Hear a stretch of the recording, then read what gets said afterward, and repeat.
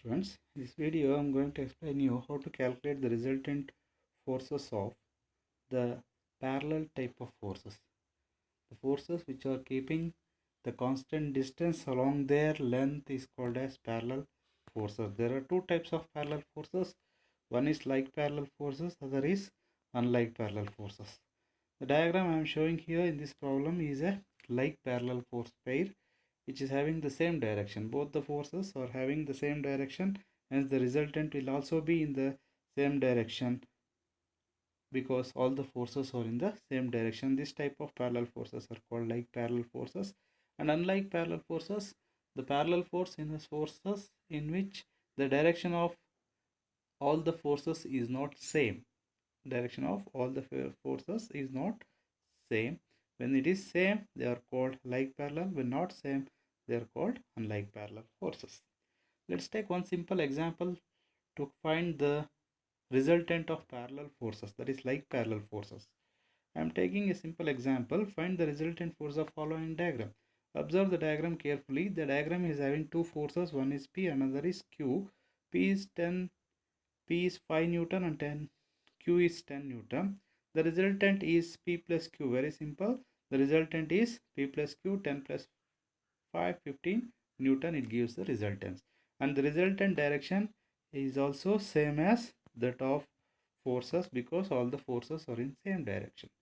Let's take now the unlike parallel forces. The forces which are not having same direction are called unlike parallel forces. Here the problem is explained.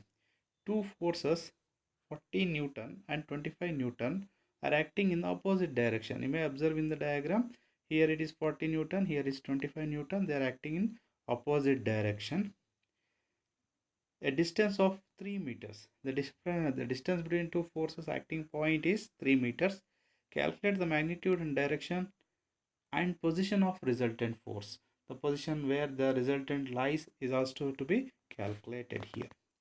So let's take, as for the given problem, the distance between two forces is 3 meter. It's okay. Let's assume the resultant R is at a distance x meter from 40 Newton. Why should we take 40 Newton? Because 40 is the highest of these two forces. Hence, I am taking x meter from 40 Newton. The resultant force exists.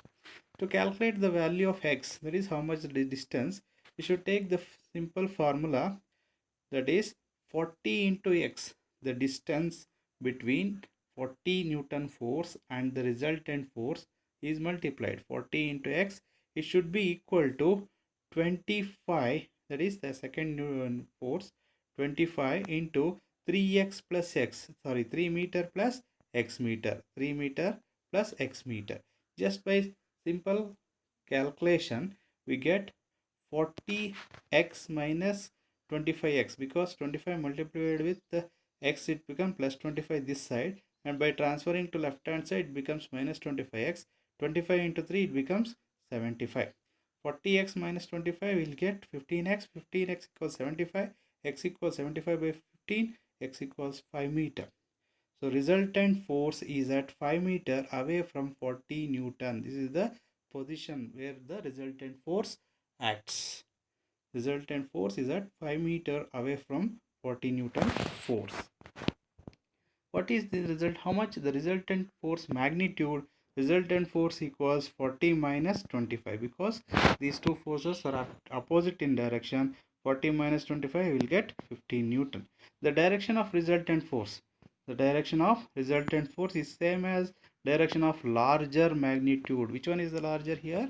40 Newton is the larger. Hence, the direction of resultant force is same as 40 Newton direction. Hence, I have shown here 40 Newton direction and resultant direction are same.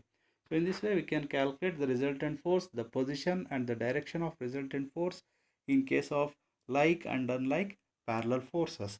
We should be careful about finding the position where the resultant force lies. That is simple method used in the algebra is adopted here to find the position of resultant force in case of unlike parallel forces. So thank you. Thanks for watching.